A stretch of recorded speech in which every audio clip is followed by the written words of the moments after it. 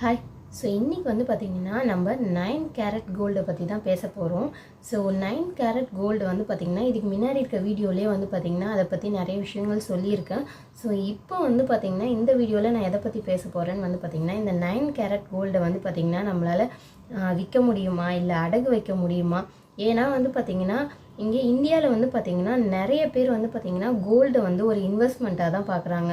So நமக்கு ஒரு emergency டைமில் வந்து பார்த்திங்கன்னா ஒரு விற்கிறதுக்கோ இல்லை ஒரு அடகு வைக்கிறதுக்கோ அது யூஸ் ஆகும் அப்படின்ற ஒரே ஒரு காரணத்துக்காக தான் வந்து பார்த்திங்கன்னா நிறைய பேர் இங்கே வந்து நகை வாங்குறதே. ஸோ அதெல்லாம் இந்த 9 கேரட் கோல்டுக்கு எந்த அளவுக்கு சாத்தியம் ஆகுது அப்படின்றது தான் பார்க்க போகிறோம். ஸோ 9 கேரட் கோல்டு வந்து பார்த்திங்கன்னா நமக்கு பியூரிட்டி லெவல் வந்து பார்த்திங்கன்னா ரொம்ப கம்மியாக தான் இருக்கும்.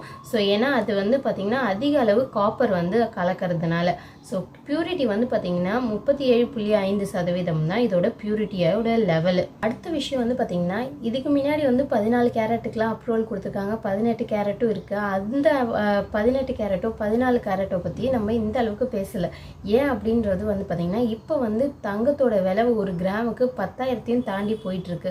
ஸோ அதுக்கு வந்து மாற்று வழியாக என்னன்றதை யோசிக்கிறப்ப தான் இந்த 9 கேரட்டுக்கு வந்து பார்த்திங்கன்னா கவர்மெண்ட் வந்து அப்ரூவல் கொடுத்துருக்காங்க. ஸோ அதனால தான் இந்த 9 கேரட்டை பற்றி அதிக அளவு வந்து பேசிக்கிட்டு இருக்காங்க. எல்லாருமே வந்து பார்த்திங்கன்னா தங்கம் வாங்கணும், தங்கம் வாங்கிறதுக்கு ஏதாவது ஒரு வழி இருக்கணும் அப்படின்றதுக்காக தான் இந்த 9 கேரட் கோல்டு வந்து கொண்டுட்டு வந்தது. நெக்ஸ்ட் வந்து பார்த்திங்கன்னா இந்த 9 கேரட் கோல்டை அடகு வைக்க முடியுமா? இதுதான் வந்து நிறைய பேரோட கேள்வியாக இருக்குது. ஸோ இந்த 9 கேரட் கோல்டு வந்து பார்த்திங்கன்னா நீங்கள் அடகு வைக்க முடியாது. பேங்க்லேயும் வந்து பார்த்திங்கன்னா அடகு வைக்க முடியாது.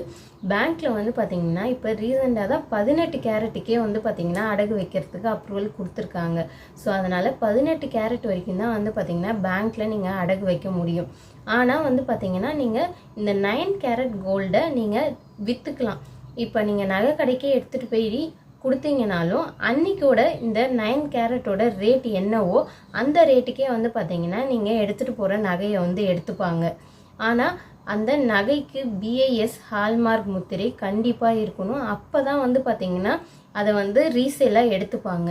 அந்த நகையை 9 கேரட் நகையை வச்சு உங்களுக்கு வந்து காசு வேணும்னா ஒரே வழி அதை விற்கிறது மட்டும்தான். விற்றா மட்டும்தான் உங்களுக்கு திரும்ப வந்து காசு கிடைக்கும். இப்போ இருக்க நகை விலைக்கு 22 கேரட் கொடுத்து நிறைய பேரால் ஒரு தாலி கூட வாங்க முடியாத நிறைய வீடுகள் வந்து இருக்குது. அவங்களாம் வந்து பார்த்திங்கன்னா இதை வந்து கண்டிப்பாக யூஸ் பண்ணிக்கலான்னு தான் சொல்லுவேன். ஆனால் அந்த அளவுக்கு 9 கேரட் வந்து பார்த்திங்கன்னா இன்னும் அதிக அளவுக்கு புழக்கத்தில் வந்து வரலை. மேபி இதுக்கப்புறம் வந்து கண்டிப்பாக வர்றதுக்கான சான்சஸ் நிறையவே இருக்குது.